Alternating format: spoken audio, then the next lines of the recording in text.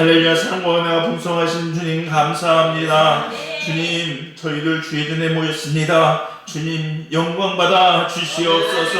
우리들이 드려지는 이 예배가 오직 주님의 이름만, 주의 성만을 높이는 귀한 예배 되게 하시고 하나님 이뻐하시는 예배 올려드릴 수 있도록 인도하여 주시옵소서. 이 시간 저희를 긍휼히 여기시라 하늘의 문을 여시고 하늘의 신령한 은혜와 은사로 우리에게 부어주시옵시되 우리 사랑하는 성도님들과 우리 젊은이교회 모든 삶이 하루하루 걸어가는 걸음걸음이 하나님의 나라를 이루어가며 성령의 열매를 맺는 복된 성도인들이여 우리 젊은이교회 될 수 있도록 축복하여 주시옵소서. 성령 충만케 하여 주시옵소서. 능력 충만케 하여 주시옵소서. 은혜 위에 은혜를 더하여 주시옵시고 능력의 능력으로 당신의 아들과 딸들을 붙잡아 주시옵소서.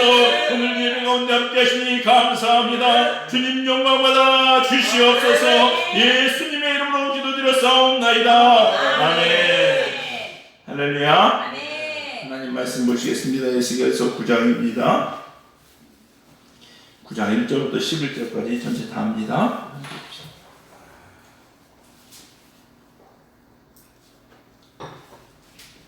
에스겔서 9장 1절부터 11절까지 한 절씩 교독하십니다. 제가 먼저 한 절 읽겠습니다.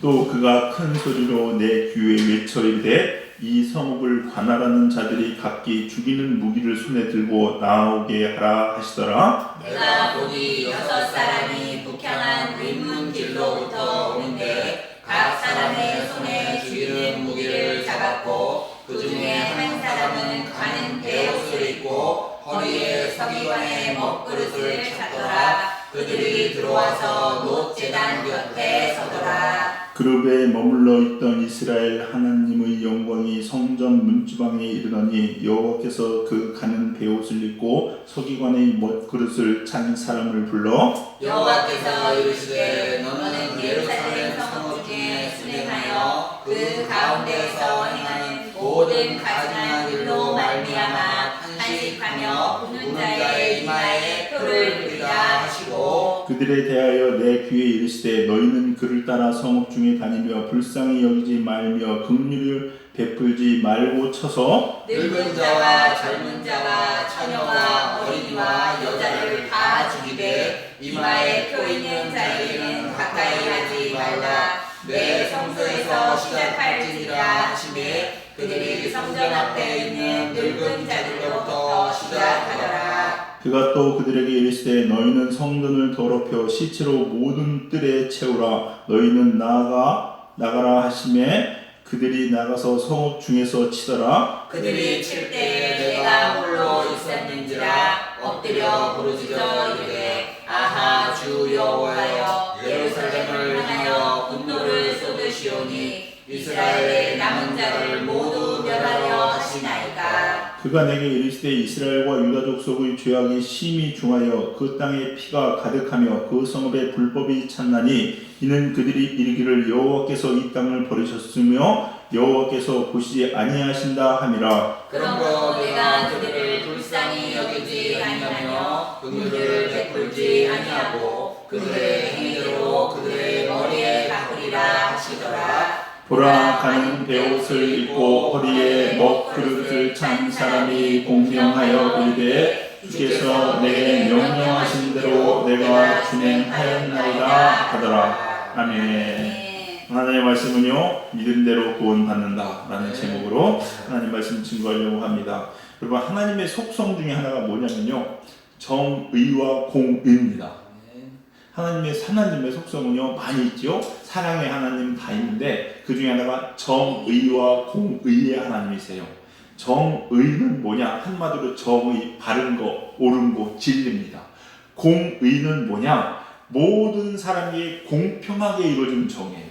그러니까 하나님은요 누굴 차별하지 않습니다. 내가 강태현 성도가 하는 짓이 이뻐. 그래서 조금 잘못한 것도 야 넌 이쁘니까 좀 봐줄게. 이게 너무하는 거 아니에요. 예뻐도 잘못한 건 잘못한 거야. 혼날 건 혼나야 돼. 그게 하나님이에요. 만약에 내가 누구 예뻐하니까 얘는 특별히 다 용서해주고 얘는 안 용서해준다. 이러면은 공평하지 않죠? 재판관에 보면요 법정에 그 대법원에 가면 이렇게 그 마크 아십니까? 이렇게 저울 들고 있는 거. 저울 들어가 양쪽에 이렇게 추가 달려 있잖아. 이 저울 이렇게 공평한 경우다. 저울 똑같이 하는 거야. 이게 맞아야 돼. 한쪽으로 끼우르면 안 돼요. 범인을 잡혀왔어. 내가 아는 사람이야. 이거 불쌍하다. 내가 판사인데 그동안 2년이 있지.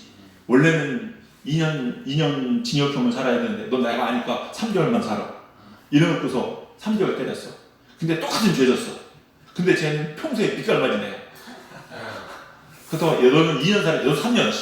이러면 돼, 안 돼요? 안 되죠, 여러분. 안 되죠. 공의, 공평해야 됩니다.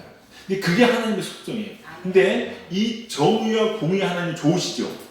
근데 이것 때문에 심판 하나님이 나옵니다. 정의와 공의가 없으시면요 심판하실 이유가 없어요. 그냥 봐줘버려요. 근데 하나님은 정의롭고 공의로우신 하나님이기 때문에 이거를 그냥 넘어가실 수가 없는 분이에요. 그래서 예수님이 죽으셨어요. 얼마나 정의롭고 공의로우신지 우리를 살리기 위해서 그 정의와 공의를 행하시기 위해서 예수님이 이 땅에 오시고 우리의 죄값을 누군가 다 치러야만이 우리를 용서해주는 하나님의 정의와 공의가 성립되기 때문에 예수님은 아들을 보내셔서 죽이시고 우리를 구원하신 거예요. 그러니까 우리는 거저로 구원받은 게 아니야. 하나님은 편파적인 하나님이 아니세요. 다 똑같으세요. 그리고 누구든지 예수님을 믿는 사람은 구원받게 하셨습니다, 여러분. 우리 사랑하는 성도님들 좋으신 하나님 좀 믿으시기 바랍니다. 근데 문제는 뭐냐? 이게 이렇게까지 했는데 안 믿으면 그때는 진짜 심판하는 얘기거든요. 이때는요 우리 흔히 하는 얘기로 얄짤없습니다. 그때 가서 조금만 하루만 없어요. 오면 끝입니다. 단 1분 1초로 지체가 안 돼요. 그리고 그땐 자비와 긍휼이 없어요. 하나님 너무 아프게 때리시면 어떡합니까? 좀 살살 때려주십시오. 그런 거 없어. 지옥불에 빠져서 불순에 헝적거리는데 온도가 너무 높아요. 하나님 조금만 낮춰주세요. 인권이 있지 어떻게 이럴 수 있어요. 이거 못해요 여러분요. 끝난 거야 그건. 무서운 하나님이에요. 우리가요 사랑의 하나님, 우리가 하나님 앞에 죄 용서받고 나갔을 때는 너무나 좋은 하나님이지만 심판 때 뵀을 때는 정말 무서운 하나님이에요. 이 에스겔서는요 에스겔서에서 우리가 꼭 기억해요. 에스겔서 여러분 읽으시고 묵상하실 때 꼭 하나 염두에 두셔야 할 게 뭐냐면 심판 하나님을 염두에 두셔야 돼요. 심판의 하나님, 심판하신 하나님이라는 거예요. 근데 이 심판이 그냥 이루어지는 게 아니거든요.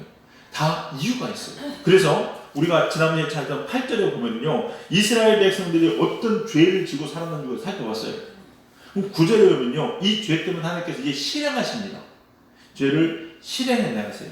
그리고 심판을 명령하시는데 그 내용을 잠깐 살펴보려고 합니다.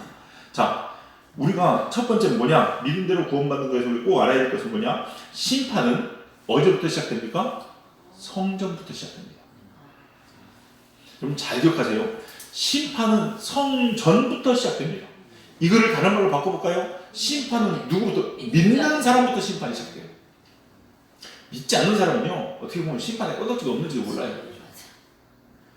오늘 성경을 보시면요 오늘 내용이 어떤 내용이에요? 이런 내용이에요. 하나님께서 이스라엘의 범죄를 보시고서요 그리고 천사 하나님의 사람들을 보냅니다. 뭐 천사가 될 수도 있고 여호와 사자가 될 수도 있고 누가 될 수도 있겠죠. 6명을 보냅니다.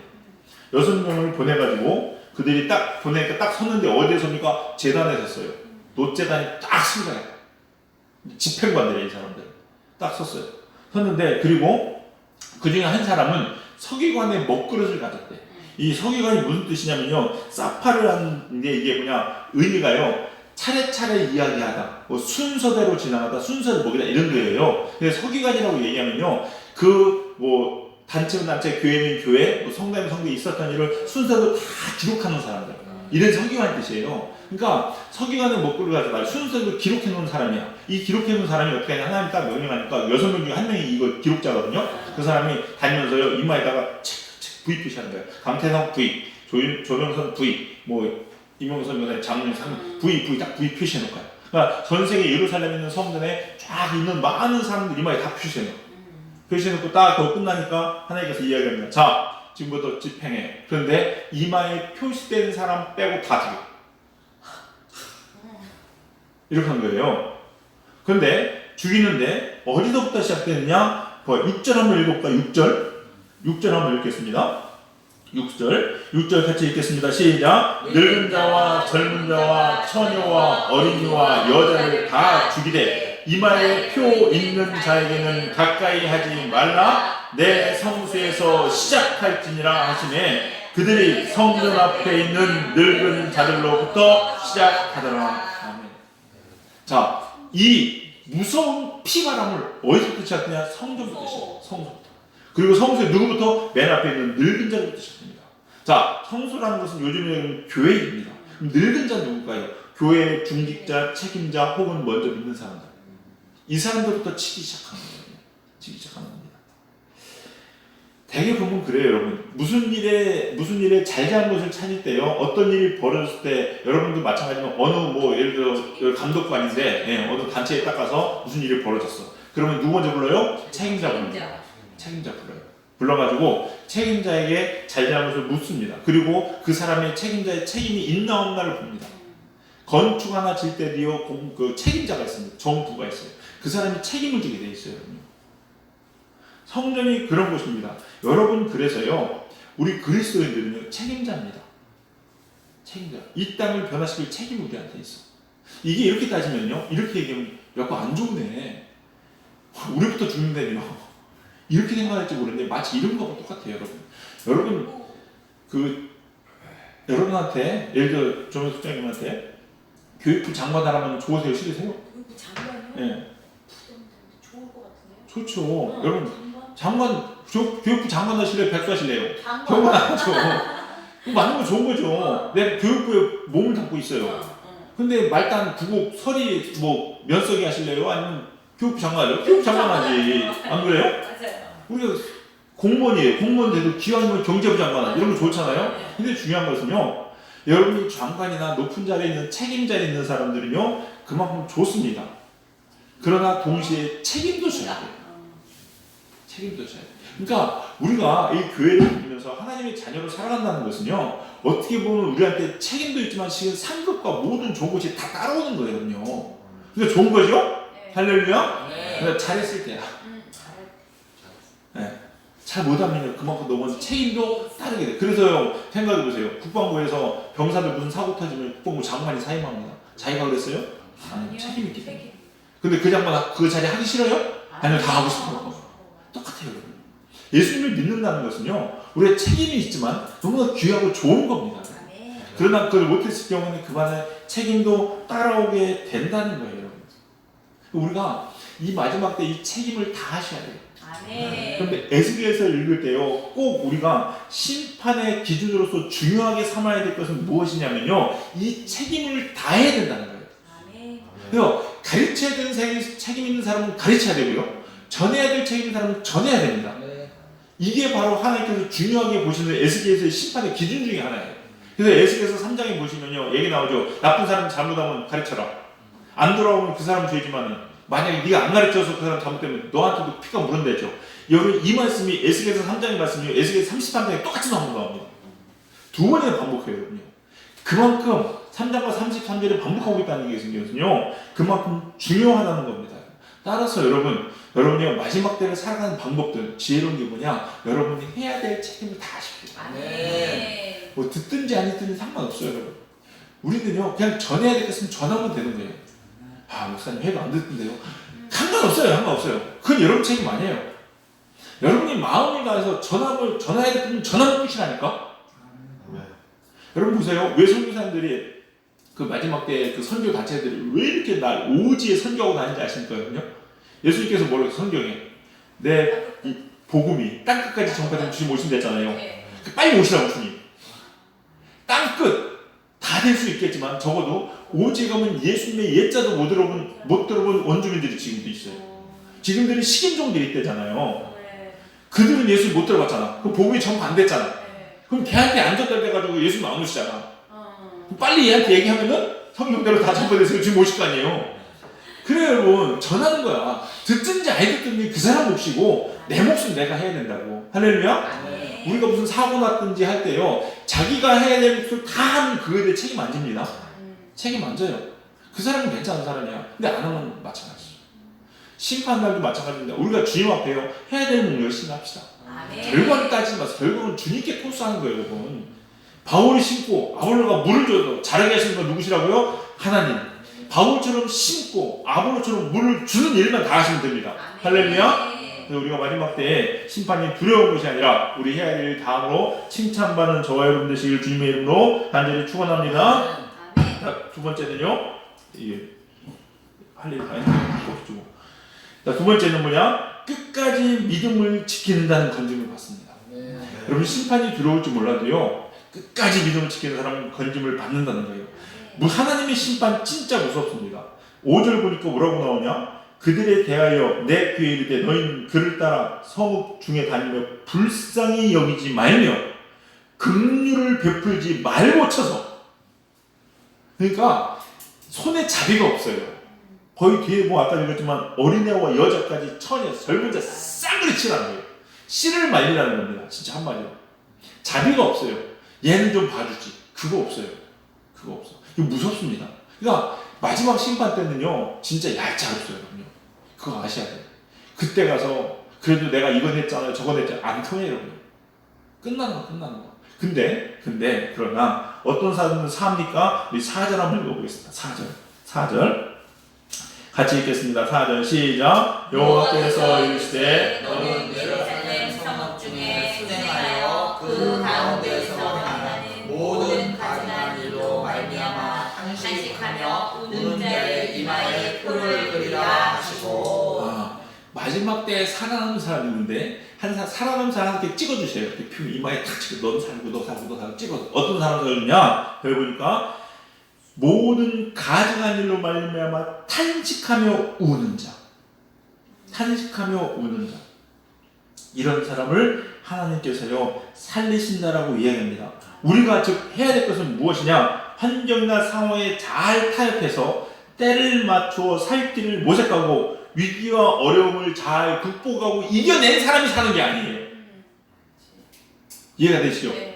상황이 이러니까 상황에 잘 맞춰서 완벽한 카멜레온처럼 색깔을 바꿔가지고 그때 이 정부에서도 살고 저 정권에서도 살고 이런 사람이 사는 것이 아니라 하나님 말씀대로 되어지지 않음으로 인해서 하나님 말씀으로 인해 가지고 가슴을 치면서 탄식하면서 울면서 하나님께 불을 주는 사람들, 이 사람들 이마에 표시하신다.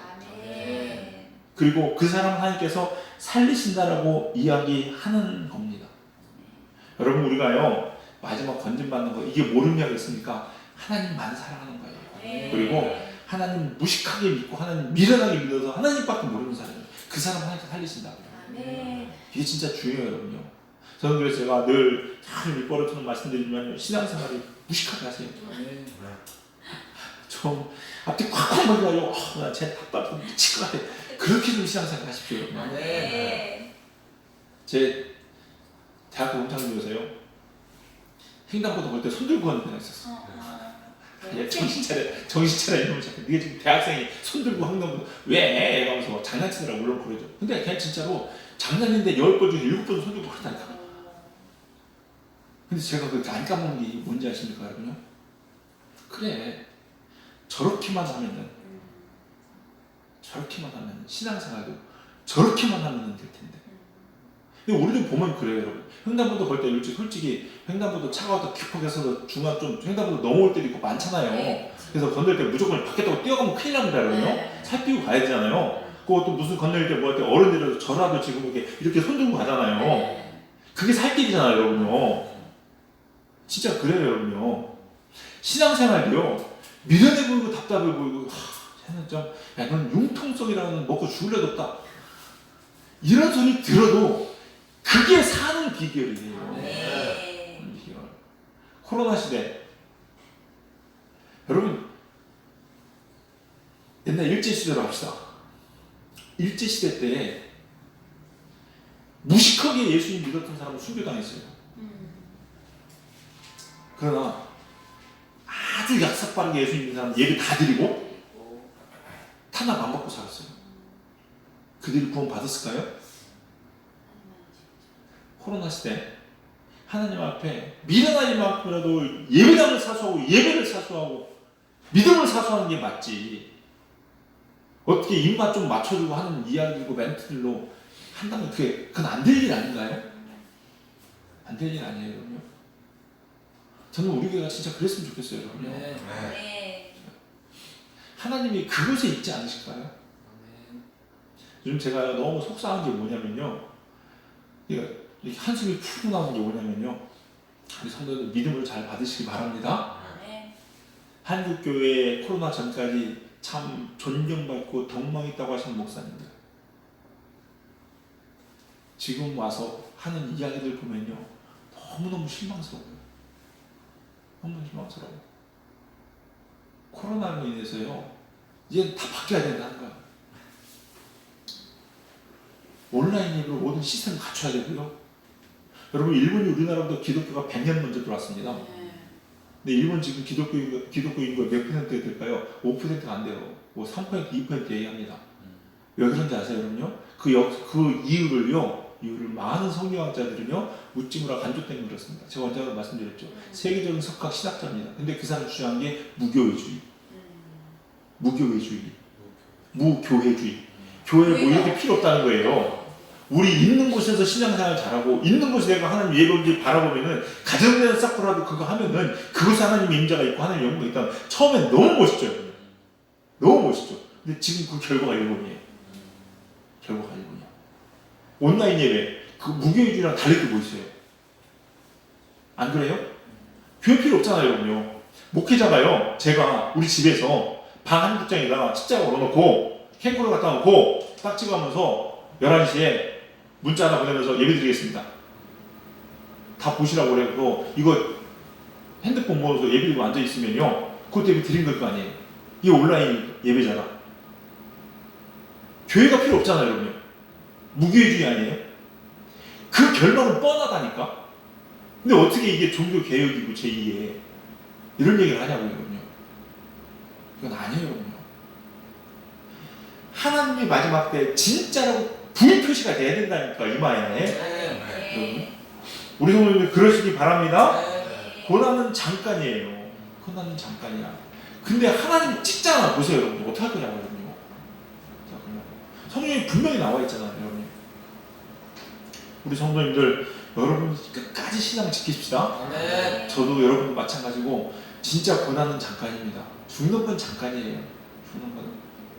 그러면 영원한 삶, 영원이라는 숫자, 도저히 가늠할 수도 없는 그 시간들이 우리 앞에 천국이 보장되어 있다면요, 그거 투자해야지. 애들한테는 야 3년만 고생해라, 3년만 고생해라. 그러면 대학교 가면 네 인생 쫙 풀린다. 풀리긴 뭘 풀려? 안 풀려도 어쨌거나 그 거짓말을 속아가면서 진짜처럼 해가면서 살면서 하나님 말씀에 조금만 참으라는 거 이거 못 참고 영원한 앞에 삶이 보장됐다고 얘기하는데 그거 타협하면서 살면서 어떻게 그럴 수 있냐는 거죠. 우리 성도님들 믿음을 지키면요 반드시 여러분 삽니다. 성경에 나왔잖아요. 여기 보시죠. 이마에 표시돼야 된다니까, 여러분. 그러니까 안 되면 큰일 나. 저도 여러분도 됩시다. 이거를요 성경학자들, 주도학자들은 예수님의 보혈, 어린 양이라고 얘기합니다. 그래서 죄를 구할 때, 장자가 죽을 때 어린 양의 피가 문설기에 발라진 그 집은 죽음의 사자 건너뛰었죠. 마찬가지 똑같은 것 같아요. 마지막 때 우리 안에 예수 그리스도의 피가 있어야 돼요. 근데 피가 없어. 왜? 신앙생활하면서 피 흘려 본 적이 없거든. 정부에서 하자는데 제일 먼저 앞장서가지고 따르고 막 성령 발표하고 해가면서 정부의 비호를 받아가면서 일제시대라고 일제 순사들의 비호를 받아가면서 예배드리고 피 흘림이 있어요, 없어요? 없어요. 이 이마에 피자국이 없어요. 예수님 피자국이. 사도 바울이 뭐랬어요? 내 안에 예수의 흔적이 있다. 성원이 있으니 나를 괴롭히지 말라. 흔적이 있어, 흔적이. 이래야 살지, 여러분. 우리 성도님들 예수의 흔적을 가지고 삽시다. 마지막으로 행한 대로 갚으시는 하나님이십니다. 행한 대로 갚으시는 하나님. 근데요, 그러면은 보세요. 왜 똑같이 이렇게 예배를 드리는데 어떤 사람들은 죽어도 좋다 하면서 예수의 흔적을 가지고 예수의 보혈을 내 머리에 묻히고 그러면서 막 피 튀기게 신앙생활 하는 사람 있는 반면에 어떤 사람들은 야 이건 아니지 코로나 오면 어떡하라고 해가면서 정부에서 발표하기 전에 교회문 걸어 잠고 다 온라인 예배 드리려고 되고 막 그냥 그것도 신앙이라고 얘기하고 막 이렇게 하냐는 거예요. 무슨 차이냐는 거예요. 성경 보실까요? 9절 봅시다. 9절 같이 읽겠습니다. 시작. 내가 내게 이르시되 이스라엘과 유다 족속이 죄악이 심히 중하여 그 땅에 피가 가득하며 그 성읍에 불법이 찼나니 이는 그들이 이르기를 여호와께서 이 땅을 버리셨으며 여호와께서 보지 아니하신다 함이라. 아멘. 아멘. 왜 그런지 아십니까? 코로나가 이렇게 오는 거 보니까 하나님이 더 이상 우리를 보호하지 않으신다. 하나님 지키지 않으신다. 어려움이 있으니까 이제 하나님이 이제 아닌가 봐. 내가 잘못 생각했나 봐. 흔들리는 거예요. 그러니까 어떡하냐? 그러니까 그들의 믿음이 다 사라진 겁니다. 당장 이걸로 인해서 교회 벌금 때리고 이걸로 인해 코로나 걸리거나 내가 잘못하면 어떡하지? 하나님은 그때도 나 보호해 주실 수 있을까? 요즘 한국교회에서 죽었다 살아난 사람 이런 기적은 들어본 적이 없는데 해가면서 하나님 나를 버리시는 거 아니야? 라는 생각을 하면요 어디로 갑니까? 살 길을 찾아갈 수밖에 없습니다. 그래서 10절에 뭐라고 하냐? 그들의 행위대로 그 머리에 갚으리라. 믿음 없는 행위를 할 수밖에 없습니다. 믿음 없는 행위를. 즉 무슨 얘기냐? 결국요 이 모든 문제는 무슨 문제인지 아십니까? 믿음의 문제입니다. 마지막에 우리가 구원을 받고 못 받고는요 믿음의 문제예요. 이 믿음은 그리고 반드시 마지막 때 행위로 드러납니다. 코로나를 통해서 사람의 믿음의 색깔이 다 드러났어요. 이야기 보면 대부분 드러납니다. 여러분. 목회자 아니라 모두 다 똑같습니다. 여러분. 그러니까 자기가 믿는 대로 사람은 행동하게 돼 있거든요. 여러분 사람은 다 믿음이 있어요, 여러분요. 근데 그 믿음의 대상이 누구냐의 문제예요. 믿음이 없는 사람은 없어요, 여러분. 내가 믿는 대로 다 행동합니다. 돈이 있어야 산다고 믿는 사람 이것도 믿음이거든요. 그런 사람은 돈을 따라서 행동을 하는 것이고요. 주님 없으면 살 수 없다고 얘기한 사람들은 주님 따라서 행동하게 돼 있어요. 이게 믿음이야. 그러니까 믿음이 없는 게 아니에요. 근데 그 믿음의 행위대로 우리의 모습이 드러난다는 거죠, 행위로. 그 행위가 예수님을 믿는 하나님을 믿는 행위가 아니면 결국 죽는다는 얘기예요. 하나님 그거 보신다는 얘기입니다, 여러분. 근데 야고보서는요 믿음 이꼴을 행위라고 얘기하잖아요. 우리가 이 마지막 때에는요 진짜 여러분 우리 믿음을 가집시다. 예수님에 대한 믿음을 가집시다. 설령 그리 아니하실지라도 사드락과 메삭과 아벳느고의 고백처럼 그리 아니하실지라도 에스더의 고백처럼 죽으면 죽으리다. 이 믿음을 가지고 삽시다. 그러면은요 살아요.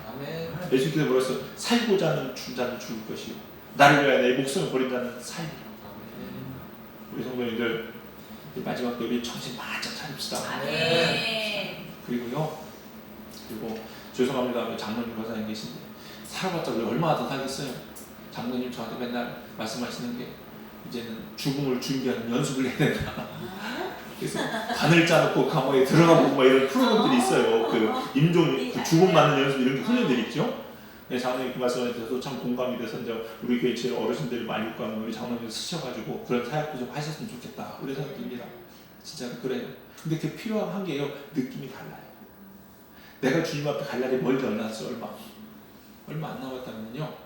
여러분 자세가 달라지잖아요. 여러분. 저는 오래 남았을까요? 제가 내년이면 딱 반입니다. 예? 아, 반. 산 만큼 더 산다고 100살 안 돼요. 50년밖에 안 됐어요. 저는.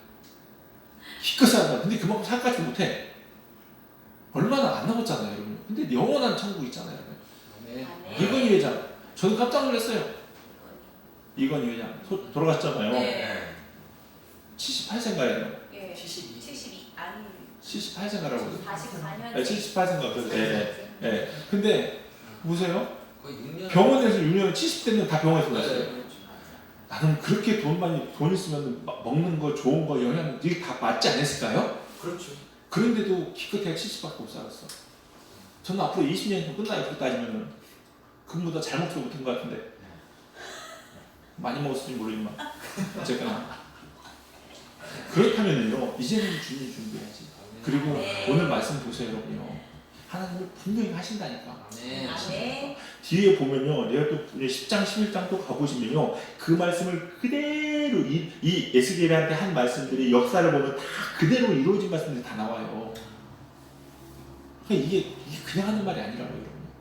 우리 성도님들 마지막 때에 다른 거 다 못해도 돈 좀 못 벌고 좀 몸 좀 약하고 사람들은 찌질이 소리 듣고 답답한 소리 들어도 다 괜찮아요. 다 괜찮아. 까짓거 좀 들으면 좀 어때? 들으면 좀 어때? 또 사실이기도 하잖아. 뭐 들어도 그렇게 달란 것도 없잖아요. 여기 보니까 뭐 그렇게 그러신 분도 안 계신 것 같은데 저를 비롯해서 그러면은요 하나님한테 매달립시다. 아멘. 예수님한테 목숨 겁시다. 아멘. 우리 승리와 우리 성도님 되시기를 주님의 이름으로 간절히 축원합니다. 기도하시겠습니다. 사랑과 은혜가 풍성하신 주님, 우리를 사랑하실 때 마지막까지도 결코 쭉정이에서 하늘의 알곡도 버려짐 없이 거두시고 지키심을 믿습니다. 하나님, 우리 사랑하는 성도님들 이 마지막 때에 정말로 하나님만 사랑하고 하나님을 믿는 믿음으로 살아가는 신실한 하나님의 자녀들 다 되게 하여 주시옵소서. 세상 풍조에 휩쓸리지 않게 하여 주시옵시고 세상 것들에 속아서 넘어지지 않는 지혜로운 자들, 오직 하나님만 바라보고 살아가는 주님의 자녀들에게 축복하여 주시옵소서. 마지막 심판 때에 예수 그리스도의 거룩한 보혈이 우리 이마에 묻어 하나님께 구원받는 다 백성 될 수 있도록 은혜와 은총 더하여 주시옵소서. 감사드리며 예수님의 이름으로 기도드렸사옵나이다. 아멘.